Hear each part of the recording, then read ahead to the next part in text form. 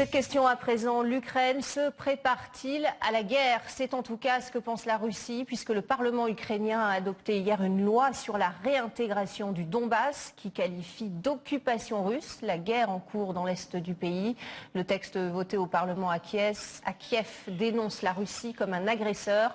Pour Moscou, il s'apparente à la préparation d'une nouvelle escalade militaire, surtout après l'annonce des États-Unis d'autoriser l'envoi d'armes létales à l'Ukraine pour la première fois il y a quelques semaines.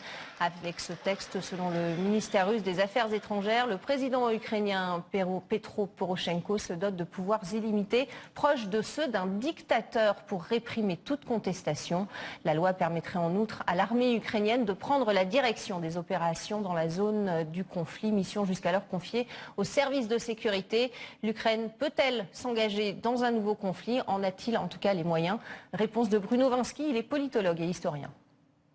Je ne pense pas que l'armée ukrainienne soit en état d'intervenir réellement. Bon, des escarmouches peuvent avoir lieu, une stratégie de la tension peut avoir lieu, mais je ne pense pas que fondamentalement on va vers une guerre. Je pense qu'il s'agit avant tout de créer une tension dans une situation où, alors comme je disais, il y a un fort mécontentement à Kiev, mais aussi on se prépare à des élections en Ukraine et tout laisse entendre que beaucoup d'Ukrainiens préféreraient sans doute voter pour des partis moins nationalistes que ceux qui sont sur le devant de la scène à Kiev. Donc évidemment, réarmer l'opinion publique en créant un climat de mobilisation nationale, voire d'hystérie nationaliste, c'est évidemment un moyen pour ceux qui sont à Kiev de prolonger leur pouvoir. Je ne pense pas que la Russie s'inquiète, elle est suffisamment forte pour ne pas avoir à s'inquiéter.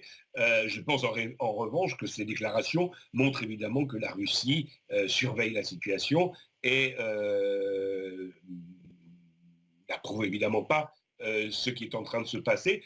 Je remarque aussi d'ailleurs que les pays occidentaux, les alliés de l'Ukraine, et la presse occidentale aussi, en particulier certains journaux américains assez proches des autorités américaines, n'ont pas l'air d'être très satisfaits par la décision qui vient d'être prise à Kiev. Donc je pense que Kiev n'a pas vraiment d'appui aujourd'hui pour mener une politique, disons, aventuriste.